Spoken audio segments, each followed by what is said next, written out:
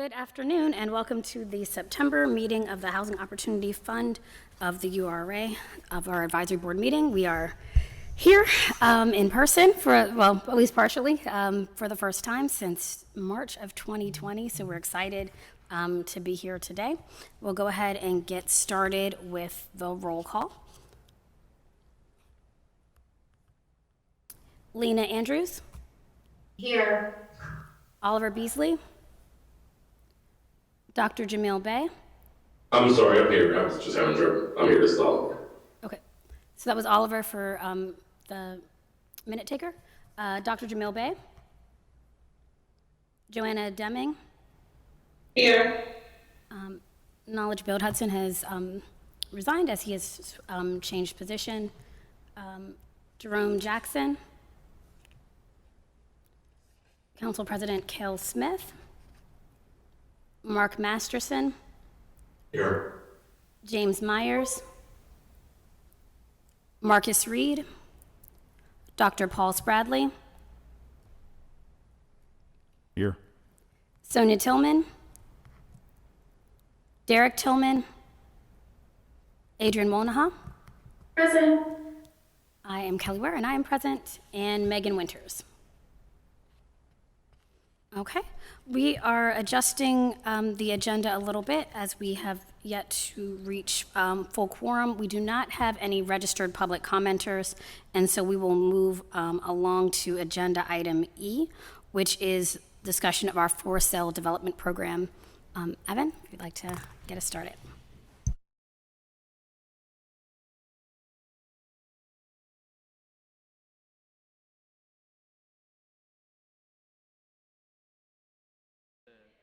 Oh, there we go. Sorry.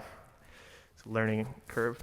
So yes, I am here to discuss our development programs overall, both the for sale development and the rental gap program. There's also some developers that have joined us today to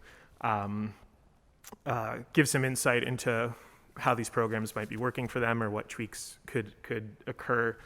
So the way that I'm thinking of laying this out is talking first about the for sale development program, how it works and why it's needed, and a bit about the utilization of it, and then doing something similar for the rental gap program and kind of opening up the floor for discussion. But if there are questions as this goes on, please feel free to chime in and bring up any concerns or questions. So we've got the for sale development program, which provides construction financing to development teams that are going to construct or rehab for sale units that are ultimately going to be sold to people at or below 80% of the area median income. And this is typically dispersed as grant financing that bridges the cost between the total development costs and what the affordable sales price is of that unit. And then the rental gap program is oftentimes gap filler for multifamily development projects that will have some type of extended affordability component of the project overall. And this is put out exclusively as loans that are typically low interest or no interest and have cash flow repayments. So starting with the for sale development program, as I mentioned, it benefits households at or below 80% of the area median income. Right now, as the guidelines are written, up to $70,000 can go towards a unit that is an existing structure, so a rehab, or up to $100,000 per unit for new construction. We do pre-development loans as well out of this program. We actually saw one last month, and that's up to $33,000 per unit or $100,000 per project of pre-development financing. Extended affordability does come along with this program, 99 years for units that are assisted with a grant, 15 years for units that are assisted with a loan.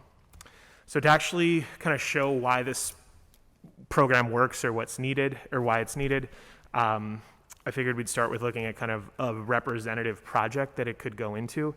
So on the left side of the slide here, we'll see mock budget for a 5-unit new construction project, and it gives you an idea of the type of things that need to be accounted for in these projects. So obviously acquisition, improvements to the site. We're also seeing an increasing utilization of modular builds off-site to kind of up the sometimes energy efficiency of these units, and oftentimes lower price, but there's still a lot of stick build going on as well. And then various fees and charges. So overall, for these 5 units, we've got development costs a little over $2 million. So on the right side, if we were to kind of play out what would happen if all 5 of these units were sold to a household at or below 80% of the area median income, we could project that affordable sales price would be around $155,000. That's basically the end amount that we'd want to probably have a household finance through a traditional first mortgage. It kind of can vary based on the interest environment, like what their end monthly payment might be. So it's not set in stone, but on a kind of like per project basis, we're figuring out what that affordable sales price is. So the revenue that they would generate from that, $155,000 times 5, is $775,000. That is much less than the $2 million price tag of the project. And if we compare that to a market rate sales scenario, let's say those same homes are being sold for $450,000. If you sell 5 of them, you're going to generate about $2.2 million in revenue. So right there, from the sales alone, you've pretty much covered what you need to if you're a market rate developer, and you've got some profit built in as well. But it's much more difficult when we're talking about doing affordable home ownership. So if we go to the next slide, it's a very basic message, but in these projects, with the sources, they always have to equal the uses. And we've got uses of a little over $2 million. We've got revenue of $775,000. So additional funding is needed. There's got to be some fundraising that goes on. So on the next slide, we take a look at sort of what some of the usual suspects are. So we keep that budget on the left side of the uses. Now the sources, in a traditional for sale project that we've been seeing, there's oftentimes the Federal Home Loan Bank's affordable housing program. We've got that penciled in at around $700,000. A construction loan from a traditional lending institution around $570,000. A grant from a philanthropic source. PHFA operates a FAIR program that often is involved in most of our for sale and rental deals. This hypothetical developer is accessing a line of credit as well, and then also generating some fees on the transaction, which can also show up as a source here. So that cuts to about $1.5 million that they've raised. They've got to pay that money that they've borrowed back to the bank, so that's going to be eaten up by the sales cost or the sales revenue. Maybe a little bit's left over to kind of pay the developer for their time. But still, there's a shortfall, about $520,000. So we solve for that with the for sale development program on the next slide, if you would, Jen. And so among these 5 units, if we were to make a grant for $520,000, that'd be $104,000 per unit, which is actually $4,000 over our current program limits, but something we would seek a waiver for. But that would be how a deal like this comes to fruition when you are delivering affordable housing, for sale housing to the marketplace. So there's kind of a whole host of programs and sources that have to be accessed and utilized in order to bring it to fruition. If we could now talk a bit about the utilization. This program's been operational since June of 2019. Typically, it's accessed by nonprofit developers and CDCs. Several for-profit developers have used the program. They do have to partner with a nonprofit partner in doing these projects and accessing HOF funds. That's written in our legislation. So we have seen that partnership at times in some mixed rate deals where there are going to be some affordable units as well. Overall, there's been about $3.5 million in commitments or expenditures. The average investment from the HOF since the inception of this program per unit is about $70,000. But I will say, as far as like the ebb and flow of how this program has been utilized, after after the COVID pandemic started, there was kind of a lull in getting applications. I think overall with development, we saw it slow down a bit. And now that it's picked up, we've really seen the requests that are coming in be a lot higher than they were, say, like pre-pandemic. So that's more around like $80,000 and up for the rehabs that are coming through the door, what they're asking from HOF.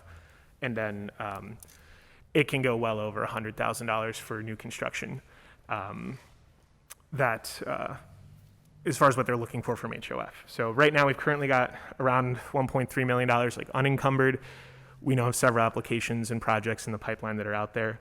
So this is exclusive, or this is not obviously accounting for the 2023 allocation plan, which will be, up for discussion in the next couple of months. So it's a pretty healthy pipeline that we continue to see increased interest and frankly increased utilization of as we move forward here.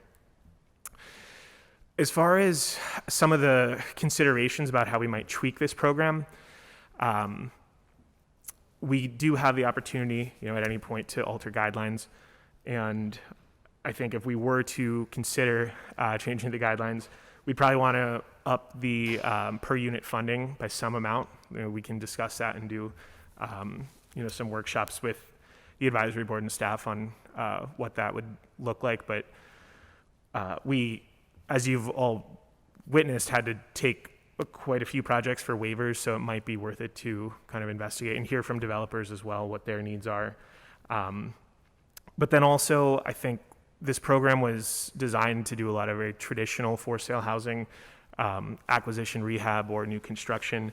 And we have been hearing interest about, other concepts that are still related to for sale housing. So that would include limited equity co-ops where people don't necessarily buy houses, but they buy shares and live in a unit in a structure, conservatorship, and then also auxiliary dwelling units, which allow for kind of like a mother-in-law suite, if you will, or a separate structure altogether on the property. So right now the guidelines don't really mesh well with those types of programs. And so I think what we want to look into quite soon in the future is how to kind of carve out some specific language in our guidelines to be able to address those and make those projects a little bit smoother in working with HOF and frankly allowing HOF to be a catalytic investment in projects like that. So those are some initial thoughts on the for sale development program. I will move over to talk about our rental program right now. And then after that, we can kind of have a discussion about both at once. So the rental gap program, it serves households that are below 30%, 50%, or even 60% AMI. When it comes to HOF funded projects, it can only be 50 and below. And so that means that the lease rate on that unit has to be less than 1/3 of that household's monthly income. And we restrict that through a declaration of restrictive covenants for a certain number of units. As far as the funding amount goes, the maximum funds available through this program are $1.25 million, always through a loan. We've only done loans through rental gap because it's for although sometimes limited, an income generating asset for the owner or developer. $1.25 million is the maximum loan, and we're typically seeing more like $400,000 to $600,000 for the average award. And there's different carve-outs. If someone's going to serve households that are below 30%, they can get up to $60,000 per unit. If a unit is going to be for households that are below 50%, they can access up to $30,000 per unit. And then, again, it would be non-HOF funded, but if it was a 60% unit, they could get up to $25,000 per unit. We do also have some funding available for services that has not often been used, but we do have that ability in the program. The projects overall have to have 4 or more units. And the property's got to be in the city, obviously, and developers need to provide at least 10% equity in these projects along with the URA funding or the HOF funding. So to talk a bit about the need for this program on the next slide, I think the main takeaway here is that providing affordable housing, it restricts the cash flow of any project on an ongoing basis. And the cash flow that a project generates is directly related to how much money a project can borrow to actually bring it to fruition. And so the reduced borrowing power for an affordable housing project, it creates gaps. And that's when you need this soft, patient debt to fill those gaps. So I'll kind of run through an example of how that comes to be on the as we go forward here. So this is, again, a representative project. It's 22 units. It's an acquisition and rehabilitation of an apartment building. And the overall project costs are close to $3 million. And a point that I do want to drive home is that the total project costs are not going to change whether it is a market rate or affordable project. I suppose maybe a little bit with like finishes and like on what the counters are made of and stuff, but it doesn't make, overall construction cheaper or anything like that to do affordable. So that only kind of exacerbates the need for this soft financing. So now to talk a bit about the incomes or the operating income at the property on the next slide. We kind of compare affordable rents versus market rents. So for those in the room, it's probably showing up a little bit small, but basically we're imagining that this project has 12 one-bedroom units that are rented to households that are below 50% of the area median income, and then 10 two-bedroom units that are also at 50% AMI. Those rent for $650 a month and $800 a month, respectively. So we could project annual rents collected to be right around $190,000. And then if we compare that to the market rate rents, let's say it's $1,100 for the one-bedroom units and $1,800 for the two-bedroom units, they're collecting closer to like $375,000 in rent. So like kind of around double. Meanwhile, we've got operating expenses at the property. That's utilities, maintenance, all the taxes, insurance that a property has to hold. And again, similar to project costs, that does not change whether it's a market rate or affordable unit. So we'll see that that stays the same. It's projected in this project around $131,000 a year. So the operating income of each project is vastly different. The affordable one is around $58,000. So that's money left over after, all of your operating expenses, and that's money that could go towards servicing debt. Meanwhile, on the market rate side, they've got about $242,000 left over on an annual basis. So the banks are going to size the loan that they would give to a project based on debt coverage ratio. Oftentimes, this is how they do it. And so we'll call that DCR, and this is a measure of a property's income compared to the debt obligations. So a property with a DCR that's greater than 1% is considered profitable. So for instance, property with a 1.15 DCR, it's generating 15% more income than the debt that's owed on any annual basis. And banks often look for a higher DCR to kind of give cushion to their the money that they're putting out there. So a lot of times 1.15 is the starting figure for where the minimum DCR that they want to see. And just that was a lot of language about it, but put simply, it's the operating income over the debt obligations for a given year. So if a property, let's say in this case, had $1 million of operating income, but they owed $825,000 in debt, they would have a debt coverage ratio of 1.21. So they've got some cushion there. They're bringing in more money than they need to pay out, and that's something a bank would want to see. So when we do it for this representative project, we could assume a lender requires a minimum DCR of 1.15%.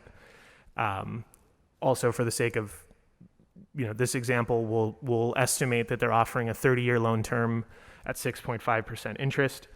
So to calculate the maximum annual debt service, that's where the operating income is very important here. we would take the operating income and divide it by the lender's DCR. So we calculate that on the left and the right sides here for affordable versus market. So on the affordable side, we've got that $58,000 of operating income. Dividing it by this required debt coverage ratio, we find that they can pay about $50,000 a year in debt service. When you factor in the loan term, the interest rate that's coming from the bank, that would mean that the total loan available to this project is around $557,000. When you do that same calculation for the market rate units, that's closer to like $2.5 million. So there's a huge difference there, and we kind of show that on the next slide, because if you'll remember, the total project costs here are close to $3 million. So in the lower parts of the slide, solving for the gap on the affordable side, we take the total project costs minus the loan that's available to them, and there's a $2.4 million gap. Meanwhile, for the market rate units, there's like close to $400,000 in a gap. So a big difference between the two. And then we'll talk about how those gaps get filled on the next slide. And at the top, for market rate, I mean, this developer, they don't have to do a ton to fill this gap. They could put in their own cash or equity up front to close the gap. They could defer some of their developer fee, or they could bring in a partner. They've got $400,000 to fill, and they have some options in how to do it. With the affordable developer, they're in a much more tenuous position. They've got a much larger gap, and they've got very little cash flow to work with. So that's where, again, this kind of toolbox, honestly, comes in of all these different programs that can be accessed and are accessed when it comes to affordable housing. So that could include low-income housing tax credits, other tax credits like historic and new markets tax credits. PHFA has several programs beyond their LIHTC. Some are called FAIR and CRFP. The full meaning of those acronyms is escaping me at this moment. Deferred developer fee. They could also seek some local tax abatements that are related to affordability. Oftentimes they go to philanthropies for support. And then again, Federal Home Loan Bank's affordable housing program is a huge part of this program, of many rental projects that we see. And the Housing Authority as well has similar like gap filling programs. And lastly, highlighted in a different shade of blue is the HOF rental gap program, often needed for a lot of these projects. So just for the sake of solving it, we close this developer's gap by accounting for the bank loan that's available. Let's say they also got an interest-only loan from a CDFI. They received a FAIR award. The developer loans $200,000 of their developer fee into the project, so that would be what we consider deferred developer fee. They get a cash flow loan from the HOF, and then a grant from a foundation and potentially some tax credits. Maybe it's historic tax credits for the type of building, or it could be low-income housing tax credits. It might be somewhat of a small project to do that type of thing on, but there are ways to solve for this gap. It's just much more complicated than if it was market rate, and that's why we need to have programs like the rental gap program that are up and operational. So the utilization of this program, I would say, starts around November 2018. Typically, we see nonprofit developers, CDCs, and for-profit developers that have nonprofit partners that are undertaking LIHTC projects. The language there might be a little unclear. That we see for-profit developers almost exclusively with LIHTC projects. Otherwise, when we're talking about nonprofits and CDCs, a lot of times that's preservation. Sometimes they're acquiring and rehabbing buildings. But we're only really seeing for-profit developers when it comes to LIHTCs. We've got close to $13.5 million in commitments and expenditures across 28 projects to date. It's supported over 700 units with an average loan amount to each project around $480,000. The average per unit investment through HF has been around $25,000. That number is a little skewed because a few of the projects had a ton of units because they were like single room occupancy or something, but I did want to put that in there. And then we have about $5 million currently unencumbered, but we have a pretty extensive pipeline of projects that, at any point are probably ready to, or could be ready to come in and request funding from HOF. As far as tweaks that this program could undergo, we have some developers here who could speak to it, but frankly, the experience that I've had is that HOF rental gap program is pretty flexible, and developers are appreciative of that. And I'm not hearing a lot about uses that we're not currently able to cover with the program. So I would not suggest any changes to the eligible uses or the funding limits right now. I think the biggest challenge with this program is timing up the commitments to be as close to closing as possible. Right now, we don't have all of the funds encumbered, so we're not in a spot where we need to start kind of evaluating outstanding commitments that have not yet closed. But should we get to that point where maybe we have to shut down our RFP that's currently rolling for this program, I think we would have to take a pretty hard look at that and figure out if we need to, revoke any old commitments or something like that in order to kind of give everyone a fair shot at this program. So I think that's the biggest challenge we have with this program, is just figuring out when to get a project before the board for approval. We don't want to do it too early where it's just going to take forever to close because they're still fundraising, but also it's oftentimes very important to have a commitment like the HOF rental gap program to help to fundraise for other sources as well. So a delicate balance there for sure. So today with us, we have Ed Nusser from the City of Bridges Community Land Trust, who is focused on for sale housing. Liam Robinson, I believe, is joining us via Zoom from Salis Development. They have worked with HOF for the Sheptitsky Arms project in Brighton Heights. And then Stefan Johnson from our Kendall Development Group,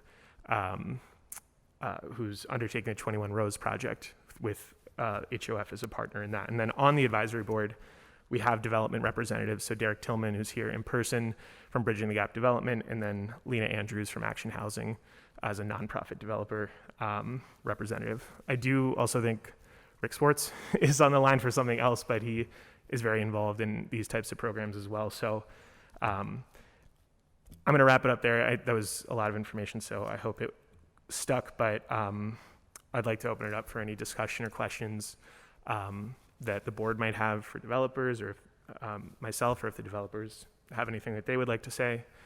I think we can kind of move to that stage of the presentation. Well, this was exciting. Thank you so much. I know a lot of work went into putting this together, and it's got a lot of great information. I received a question from one of our community members, and I think it's a great one. Does it make sense for the HOF to look at requiring developers who are using the rental gap program to accept housing choice vouchers? It's not part of the expectations or requirements now, but is that something that would make sense going forward? Yeah, I would actually direct that to some of the developer experts here if there's any kind of pitfalls to that we're not considering in any of their current projects.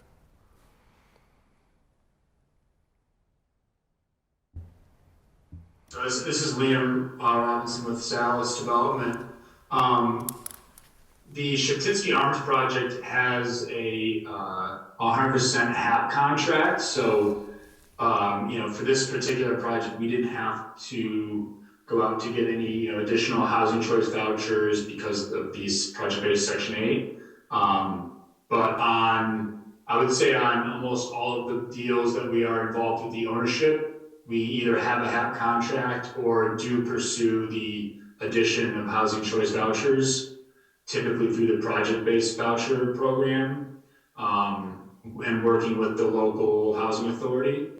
And we have had a couple consultant jobs recently where we have advised our clients who are typically like CDCs or other nonprofits, to pursue adding housing choice voucher through the project-based voucher program through the local housing authority. So it typically is a betterment to the building and the tenants as well. And on top of being, I I think, looked at in the community as something that was, stabilizes the building and then therefore the neighborhood. So we are definitely all for, trying to pursue those types of funds.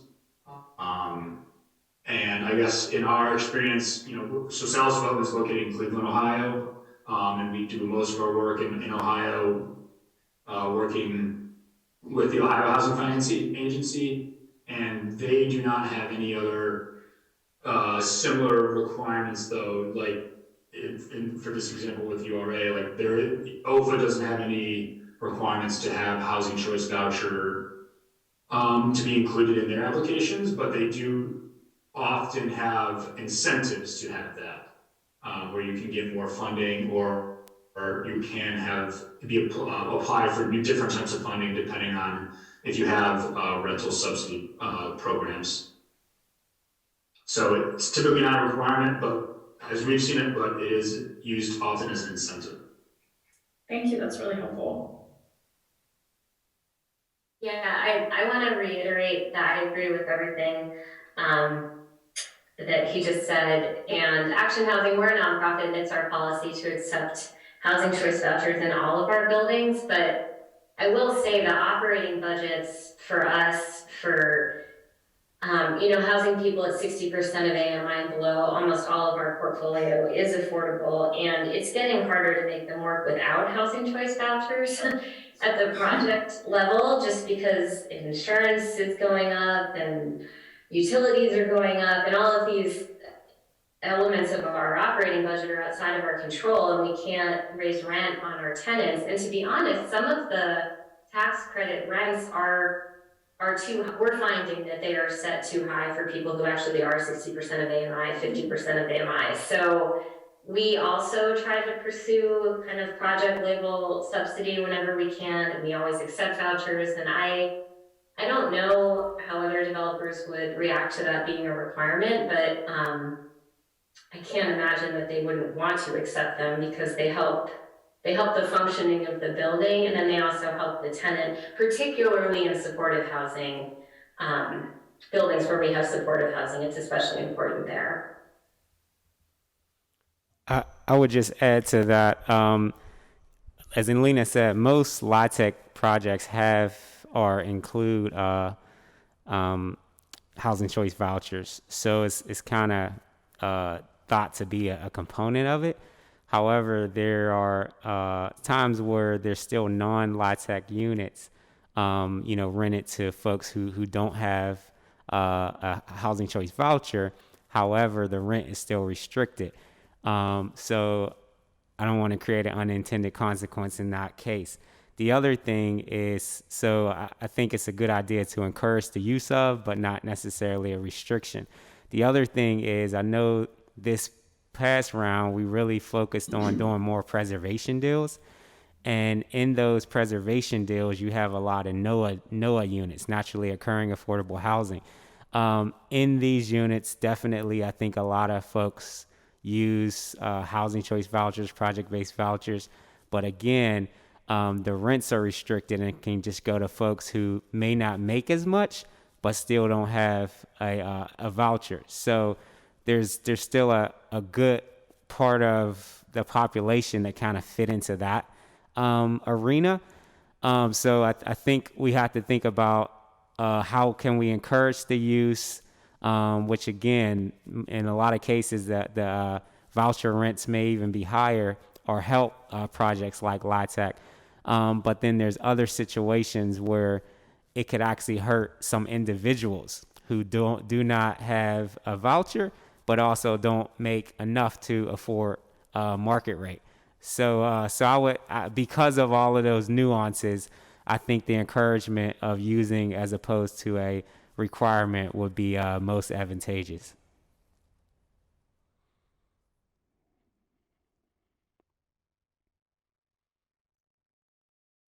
Thank you, everyone. That's very helpful, and our community member hopefully is listening and got all of those great responses. Thank you.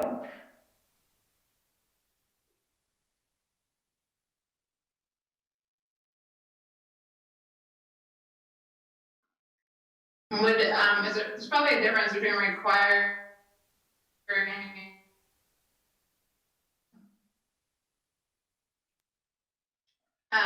all the, so that there's a guarantee mix. Joanna, can you repeat your question? You broke up for most of it. Oh, just that I think some requirement could be good, you know, not every single unit, but, you know, having that requirement is good because otherwise people may choose not to. Yeah, I think it's something that we can certainly incentivize, but maybe not require, again, because this program is very flexible. It's worked in projects as small as like 4 units and as big as like over 200. So I think it's probably best to not have it be, absolutely definite that people have to accept choice vouchers, but we can, on a case-by-case basis, understand why the choice would be made that they wouldn't be incorporating that in their project. This is Rick Swartz. I would support what Evan just said. We have 64 rental units in Garfield that were LIHTC projects, and I would say half the rental income on those units is now coming courtesy of the voucher program. So I would say, URA staff I'd be happy to share our operating statements with URA staff so that they could show prospective developers why the housing choice voucher is so important to the project.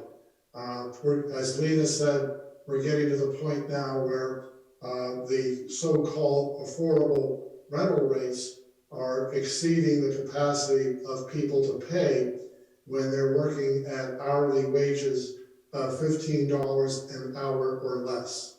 So I don't always think that the Housing Authority does a terrific job with the voucher program. We've had a few instances where tenants have lost, where their paperwork has been lost by the Housing Authority, and they were ejected from the voucher program wrongly, and we had to go back and correct all of that, and that's a tremendous hassle, I can tell you. So to make it mandatory, I think would overlook the fact that the Housing Authority itself has to be able to perform on a consistently high basis. And I think, again, we accept vouchers merely because we know that the tenants that we're looking at could not afford the units otherwise, even though they're classified as affordable. I guess we wouldn't necessarily be requiring them of the developer, just that if someone applied with a voucher that they would accept them. Yeah, I would say, again, I would not make it a requirement. Only because there are some issues with how the Housing Authority operates the program that has caused a lot of landlords to leave the program in the East End in recent years. Well, I guess I have a concern that blends Rick's and Derek's together, which is due to administration and just the scarcity of vouchers, that we could cut out a large quantity of the people that we're trying to help. Because every time the voucher program is up, every time the application window opens, it's flooded, and there's always countless people that didn't make the list and then didn't get vouchers. And if we're requiring that on top of affordability, that it is also voucher based, where are those individuals to go? If it's already going to be a naturally occurring affordable, or it's already going to be affordable because they're participating in our program anyway, the rents would then be within reach, more or less, maybe not, but compared to a market rate unit that they would have to find elsewhere or leave the city. That this is part of the problem with our descending minority and low income numbers in the city of Pittsburgh, is that folks are moving outside the city when the rents get too high. So I just want us to be mindful of unintended impact on the folks that we're trying to help. I think that, sorry. I was going to say maybe something to think about as part of our RFP committee when we're looking at ways to modify the application where it's a bonus but not required. I don't know, but just that, I just want to put that out there because I think we could easily cut out a large number of people that need these units if we require vouchers and folks can't get them. I just want to make sure I'm understanding what's being proposed. I thought it was that if someone had a voucher, someone who had gotten HOF funding, a developer would have to accept it, not that you have to have a voucher. This is not the developer finding every tenant they have a voucher, but again, to remind everybody why this requirement was put in, was that we were seeing, in the work that we had done in the run-up in the studies to form the HOF, that almost 50% of the vouchers were being returned to the housing authority because landlords wouldn't take it for a variety of reasons. Yeah, it's an additional bunch of tasks that you have to do with the housing authority, which might not always be easy, but it was also the market rents were going up so much, it didn't make sense economically for landlords to accept it, which had not been the case for the previous 30 years. This is kind of a development over the past decade where the vouchers are actually lower than market rate rents. So, that's why this requirement is there, but it's not a requirement to actually find the vouchers. It's just if somebody comes knocking with a voucher, that you'll take it as a developer. So I think the question becomes, how do we respond to that issue? Do we respond by having a requirement, or do we respond by incentivizing the use of? So I think there's other ways to respond to that issue than the requirement, because we can create other consequences or impacts that don't move us forward, either keep us where we are or even have a negative impact. So just something for us to chew on.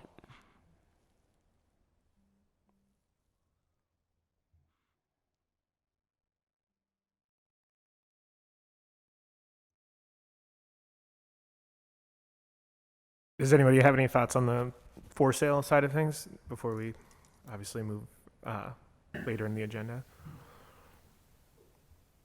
I would just say thank you, Evan, for that thorough overview. I think it was helpful for everyone and probably answered questions that folks didn't even know they had. But I saw on there a potential recommendation or something to think about for creating a use, was like conservatorship and some other things. Has that been something that has been brought forth where folks are requesting this type of use? Just was curious where that came from. Yes, it is because we've received interest from CDCs and nonprofit developers that are trying to utilize those strategies, and we, generally our goal is to create and preserve affordable housing, and at times our guidelines might pigeonhole us to very particular ways of doing that. So we would like to have the ability to kind of expand the breadth of what we would consider to be, eligible activities and kind of traditional uses, so to speak, of the program, as opposed to needing to seek guideline waivers every time we, try to fund a project that includes those types of things.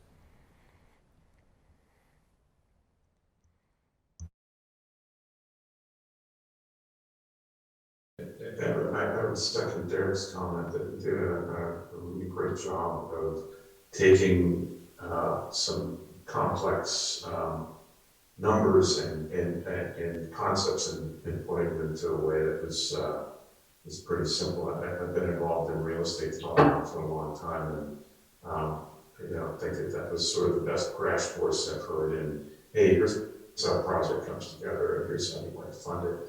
I guess I think what I hear, at least on the for sale side, is a recommendation to up the program limits just because of costs. Do you have a sense of what the pipeline is out there right now, and is the demand for this program picking up to the for sale side?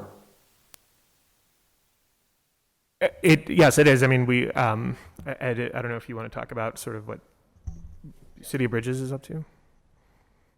Yeah, sure. So, hey, this is Ed Newser from City of Bridges Community Land Trust. I think, Evan, you mentioned in your presentation that there was a lull right after the pandemic and now things kind of picked back up. We've felt that as an organization, absolutely, that, our work in the next 12 to 18 months is definitely going to increase over the sort of, as we kind of come out of the slowdown that happened immediately out of 20 and 21. But yeah, costs are just astronomical right now. It's, I kind of laughed when you had 5 units at under 2.5. I mean, if we're coming in on a new construction deal and it's less than $500,000 a house, it's a good deal in terms of where costs are right now.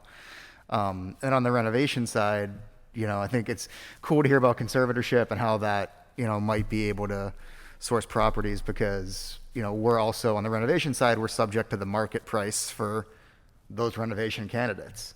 And across the city, the way the real estate market's picking up, that impacts what, shells of houses cost. And so if a renovation candidate was $30,000, but now it's $50,000, you add that $20,000 new gap plus additional construction costs. Renovations are getting incredibly expensive too. So I think the last 2 projects that we've brought before the HOF board and the URA board have needed waivers on the per unit guidelines. And I'd expect that other folks that are engaged on for sale development are seeing the same thing.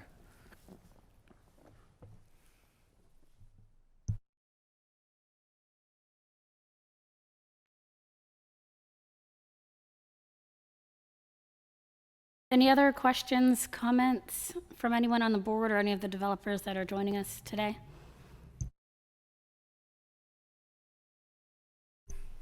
On either program?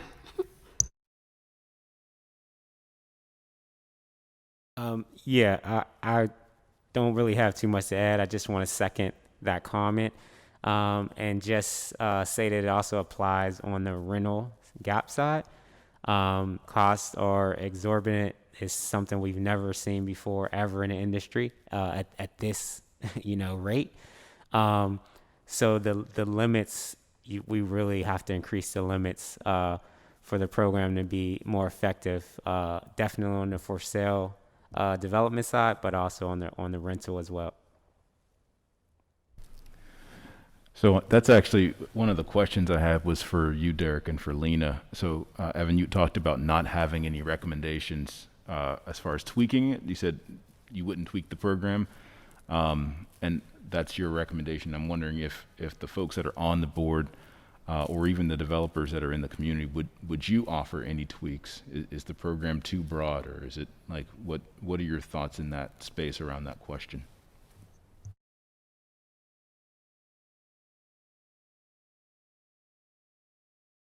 I didn't know if Lena wanted to start, so it looks like I'm up first. I understand these projects are very, very complex, and even when we think about something like a few moments ago we were talking about requirement for project-based voucher. Evan walked through an example of the extra challenges for an affordable project versus a market rate project, and all those additional sources require additional applications, and each application has a different set of requirements and different hoops that you essentially have to jump through. Adding one more, it's the brain damage for any of these projects for an affordable is crazy. That's why most developers do market rate, because it's more profitable. You don't have to go through all this, and the brain damage. You live longer in a sense. But I understand as we think about even this program, that's why its flexibility is very, very important, because it helps in so many ways. The further we kind of limit it, we end up, making it harder essentially to create affordable housing, which is what we're really trying to do. But the cost, it's just no getting around it. Every project's going to need a waiver. Every project's going to need a waiver. Every project's going to need a waiver. So does it make more sense to just go ahead and tweak the limits? I would say yes.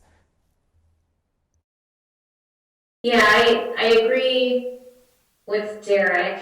Costs are definitely going up. I don't know.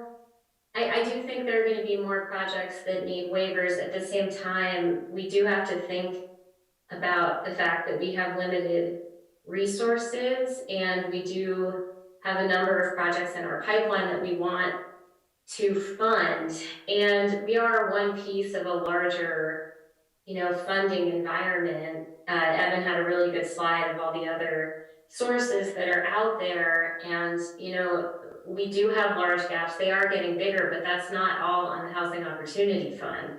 So I'm a little hesitant to raise the cap now and have everyone come to the Housing Opportunity Fund with bigger requests, and we can fund fewer projects, when this is really one of the best and most flexible sources that we can use.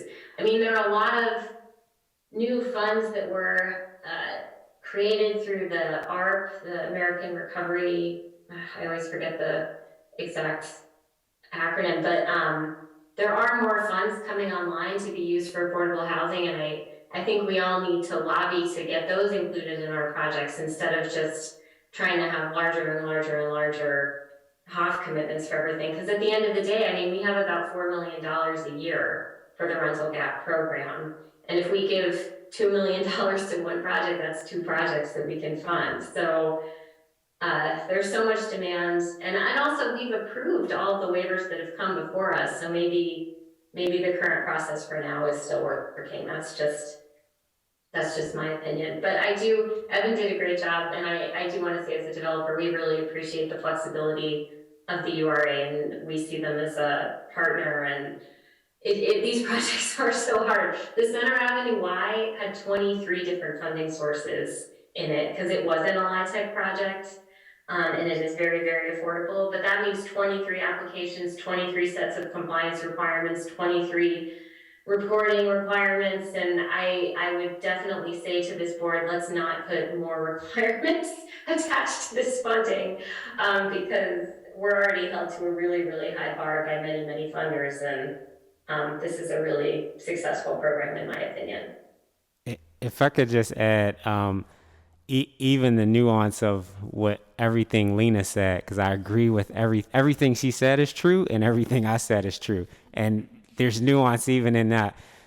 Just to clarify, I wasn't saying increase per limit, like the per limit cap per project. I think it's like 30,000 per unit. So if a project only has 4 units, then that's 120. Maybe if it was 50,000 a unit, then that project could get 200,000 as opposed to 120. So I just wanted to clarify, not saying increase I think it's 1.25 cap, not saying increase that, but maybe we look at slightly increasing the per unit cap.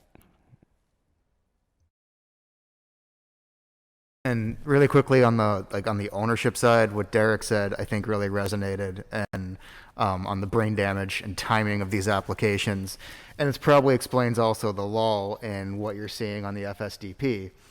For our process, our first application on a project is typically goes into FAIR, a PHFA. That goes in November. It's awarded, if we're lucky, in April, probably in June. But that's going to be the first small piece. And then that June letter sets up a Federal Home Loan Bank award in August. So we're now 10 months after our first application went in, we're submitting our second application. That's not awarded until December, if it's awarded. So now we're 14 months from first application. That gets awarded in December. We've got to hit the ground pretty quick on that. So that means we need to come to the URA and the HOF in like February, March to set up a May, June closing and groundbreaking. So that's almost 3 years in a best case scenario from the time that we submit our first application for a project to the time that that project is breaking ground. And that's an absolute light speed best case scenario for sale development. I think to Lena's point, we're really excited about the potential of ARPA. I think that's going to be a huge source. I just kind of wanted to say, as you look at like the encumbered funds, the unencumbered funds, and think about future allocations, there is this built-in delay, not as intense as the LIHTC application process and that timeline, but the for sale world kind of lives by its own pattern, and it can take 2 to 4 years for a project to go from we have community consensus on what we want to build to actually getting it built.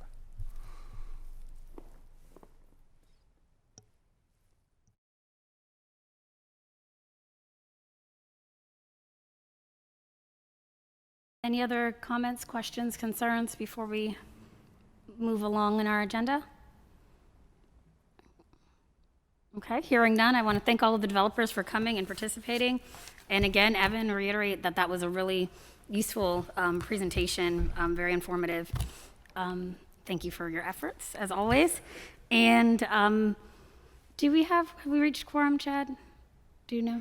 Okay, so I want to jump back up to the review and approval of our minutes from August 4th. Has everyone had the opportunity to review those? I have. Yeah. Okay. All right. Anybody like to offer a motion on these minutes? Make a motion to approve the minutes. Okay. Do we have? Second. Okay, we have many seconds. It sounded like, I'll give Derek, because I can see him. I can't see all the windows on the screen, for the record. And any questions? Okay, all those in favor? Aye. Aye. Aye. Any opposed? Any abstentions? I'll abstain, Kelly, because I wasn't there. Okay, thank you. And now we'll move on to Jad with our annual allocation plan update.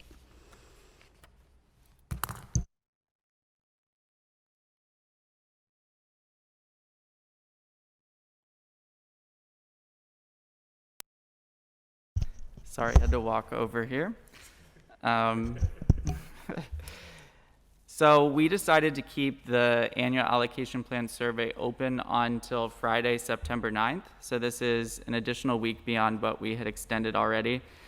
We are going to send survey data info alongside a blank draft annual allocation once we get all that data collected out to everybody on the board. And then we are going to try on the week of the 26th to 30th meet to do a review of the draft annual allocation plan recommendations.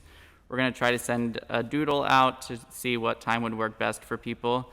But that is so that in October at our next advisory board meeting, we can approve the draft annual allocation plan and leave open for comment, so that then the following month we can make any final changes and approve that final annual allocation plan.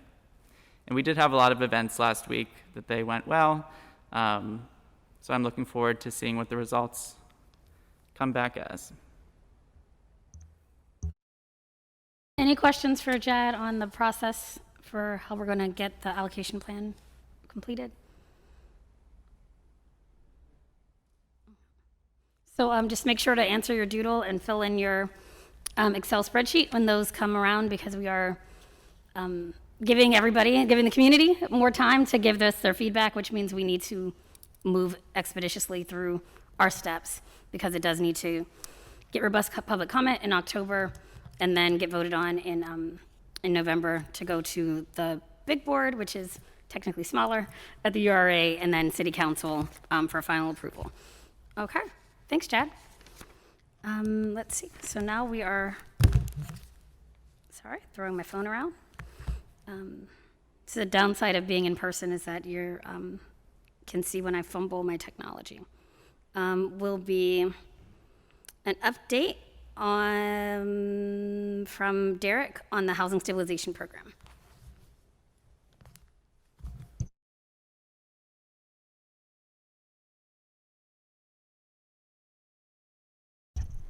Good afternoon, everyone. Derek Kendall Morris, Manager of Consumer Lending for the URA. Want to present some proposed guideline changes for the Housing Stabilization Program to you this afternoon for your consideration. And these changes are in response to feedback that we've been getting from tenant advocates and some of the providers that are active within the program and within the eviction prevention space, and also just in anticipation of what we're already seeing, which is a growing need for the housing stabilization program, as some of the other eviction prevention funding sources that were available from the federal government are now gone. So I'll run quickly through the changes that we'd like to make, and then want to open it up to your feedback and to a vote. But the first change would be an increase in the amount of assistance that's available for each household. Currently, it's set at $3,000 per applicant, and we'd like to raise that to $6,000 because we are seeing a lot of applicants come in with higher arrears in terms of rent and things that they need to catch up on. So we want to respond to that. We also would like to increase the number of consecutive months that someone can apply for. Currently, we can only cover 3 months of back rent or 3 months of upcoming rent. We'd like to expand that to 6 months of back rent or 6 months of upcoming rent. And finally, we'd like to decrease the time frame between which someone could apply. Currently, you have to wait 5 years if you've already applied to HSP to apply again. And we'd like to decrease that to 3 years, just because the pandemic continues to be a force that is, impacting people in pretty dire ways. And so we're seeing some people come back, for additional assistance, and they're currently being denied because it hasn't been 5 years since we assisted them before. So those are changes that we feel would make the program more effective and enable us to meet the needs that we're seeing on the ground right now. But I'd like to open that up to you all for any comments. And then I think we would like a vote on this today if possible, so that we could take this to the URA board next week and implement those changes as soon as possible, if you all support that idea. Thanks for that, Derek. What's the percentage of folks that are in that are coming back? So that last bullet point says decreases the allowable time frame between applications. Are there a lot of people that are doing that, like that need that sort of to come back into that space? I don't know the exact percentage, but we have seen more than a few folks, and they all seem to be, to generalize, they seem to be folks who applied at the very beginning of the pandemic, and then maybe they still don't have a job, or they don't have the same income that they had pre-pandemic. They're still struggling, but it hasn't been 5 years, so they're trying to figure out a way to make ends meet, and we're just not able to assist them.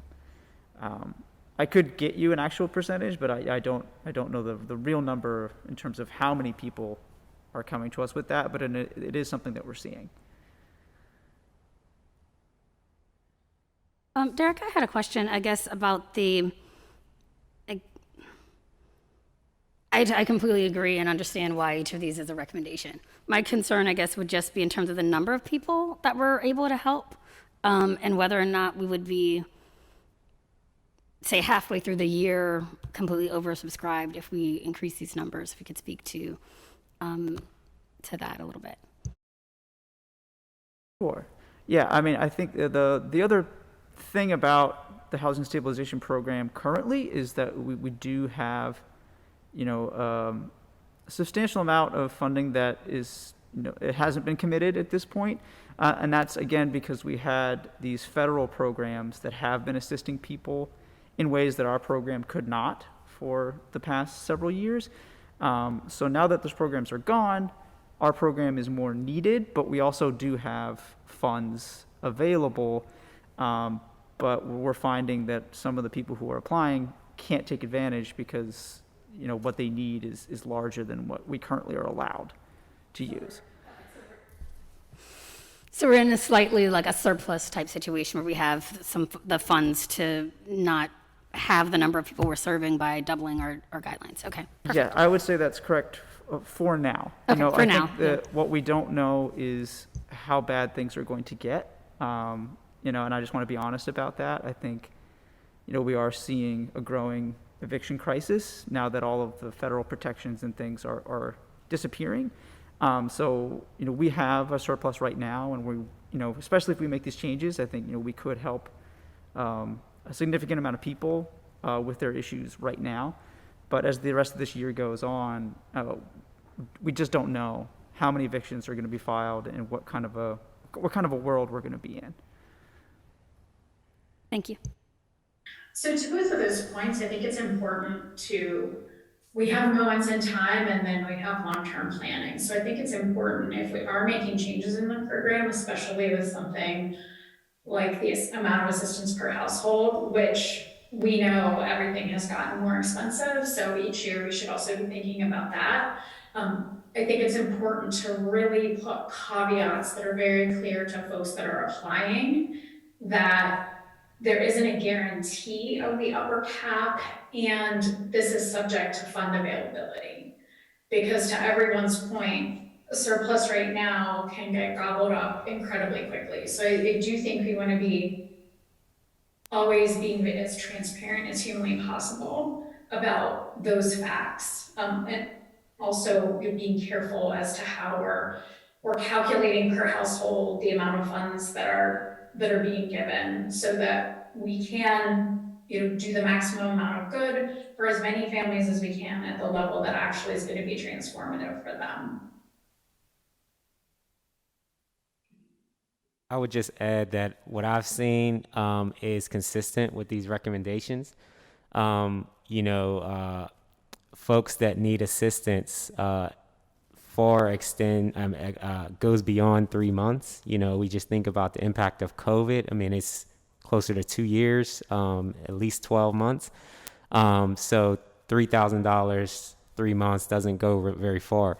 And I think we also could have people who are before us that have a need that say, we can help you with this, but then that's not enough. So they're still kind of not sure how to move forward because, the funds that were available could help, but still the landlord could have to take the same action essentially. So I definitely agree with these recommendations. And again, I've seen consistency with this just in the marketplace. I agree with you, Derek Tillman and Derek Kendall Morris. What is the likelihood of being oversubscribed? Because everything that Derek Tillman just stated is absolutely true. And to add on to that, I don't believe interest rates are going to be going down anytime in the near future. So while we have the ability to provide the assistance, I think we should. But again, Derek Kendall Morris, what is your estimation that we could become oversubscribed, really? You just look at all the figures on your end. Well, thank you for that. I think, to estimate, and estimating is also predicting the future, so I hesitate to do that. But I think, given what we're seeing right now, I think, we should be able, even, making these changes, we should be able to, keep the program open and assist folks, through the end of the year, and hopefully until we get, next year's allocation, which, we're currently working through and trying to figure out, how much HOF funding we would want to allocate to this program for next year. And I think, we want to pay close attention to, how things play out the rest of this year as we think about next year's allocation. But I do think we do have enough with what we're seeing that, we can continue to operate the program until next year's allocation. Thank you.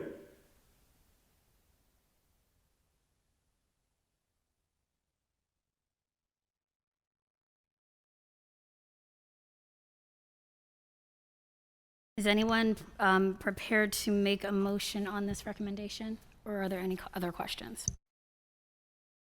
My question before we make a motion is really, are we making a motion for this to be just for this year, or is this a permanent recommendation that will carry over to next year? Well, if it's your motion, you can make it whatever you would like it to be. Mm-hmm. Guidance in that. Though.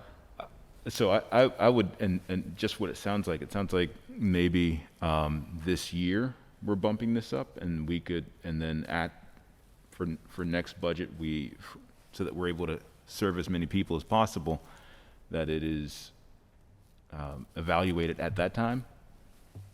Would you recommend that, or would you suggest something different?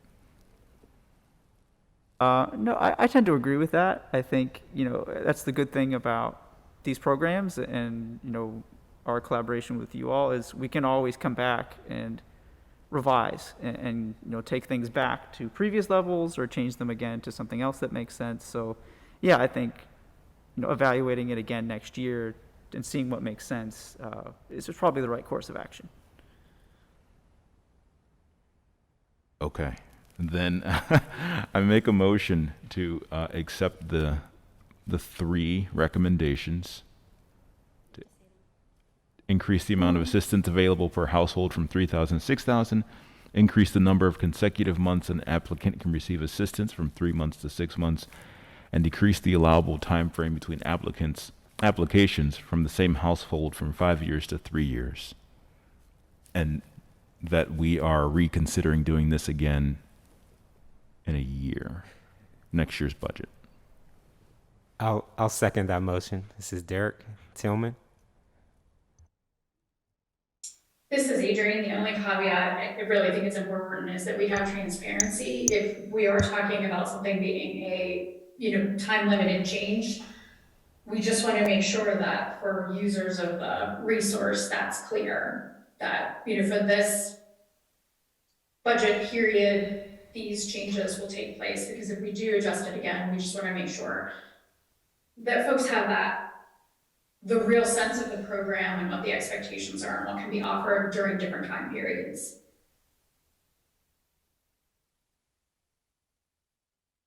Sounds like that's a friendly amendment. Paul, do you accept? I don't know that it's an amendment, just sort of some suggested guidance related to how we talk about this publicly, just so that there's some clarity. I accept the amendment. Okay. All those in favor? Aye. Aye. Aye. All opposed? Any abstentions? Okay, great. Thank you, Derek. Thank you. And now we have administrative items. Oh, it's also Derek. That's why you didn't move. Yep. Yeah, just a short administrative update that we will be extending the contract within the homeowner assistance program for the Hilltop Alliance. They've been a strong partner of ours through this program for the last 3 years, and they've almost spent down their current contract amount. So we'll be extending their contract by another $500,000 so that they can continue to provide services to the homeowners that are looking for assistance through that program. So we will be doing that at next week's URA meeting. And then I would like to pass it off to Bailey Knapp on our staff for the next update. Good afternoon, everyone. My name is Bailey Knapp. I am one of the program coordinators for the Homeowner Assistance Program. Just a quick update similar to Derek's. In August, we signed with the Bloomfield Garfield Corporation for them to become a new program administrator for the Homeowner Assistance Program. So they agreed to complete 6 home repair projects in that area. So, and obviously the advantage to that is, this builds program capacity for the URA and also helps us better serve those neighborhoods more closely. So we're excited to work with them. Rick Swartz was here in the beginning of the call, but had to jump off to give an introduction, but I get the impression that you all already know him. So that's all I have.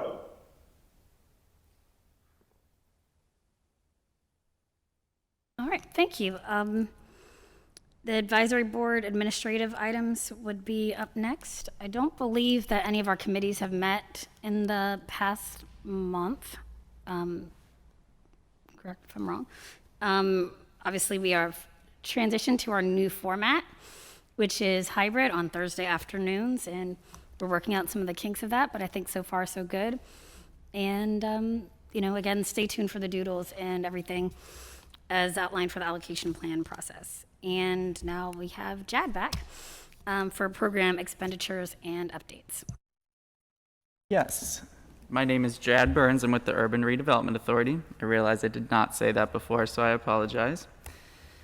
So for our expenditures so far, with the small landlord fund, we have a couple in the pipeline, but that's at the same place as it was last month. Most of these have gone up a little bit. As you can see with the housing stabilization program, since Derek was just mentioning, we had uncommitted funds here.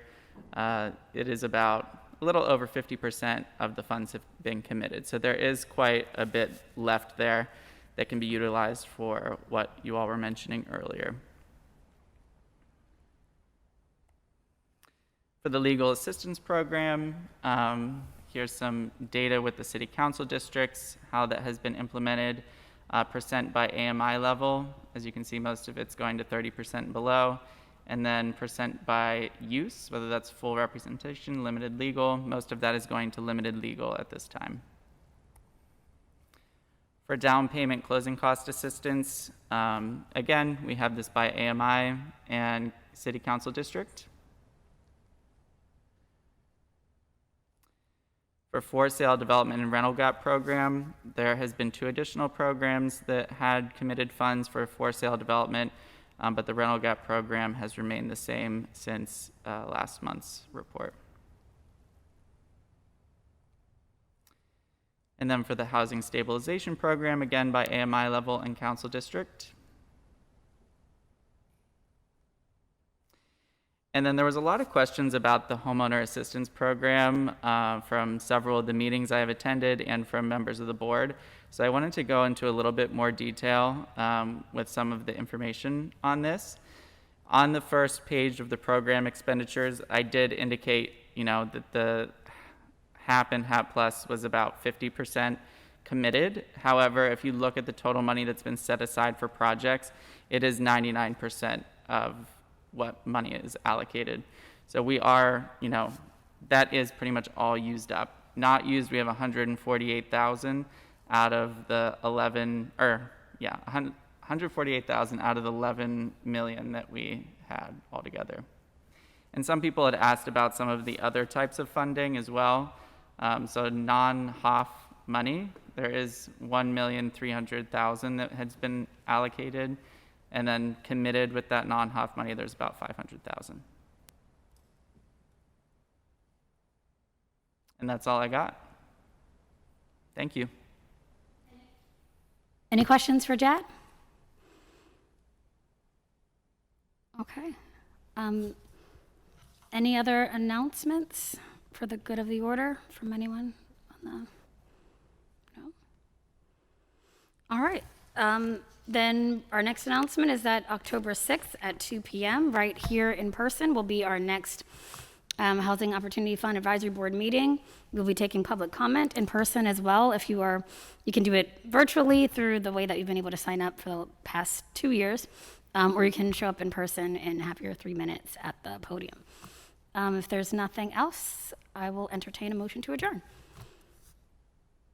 Motion to adjourn. Second. All right, we do not need to vote on that, and so we will go ahead and move forward. And thanks everybody for attending, however you have, and I look forward to seeing you next month. Thank you.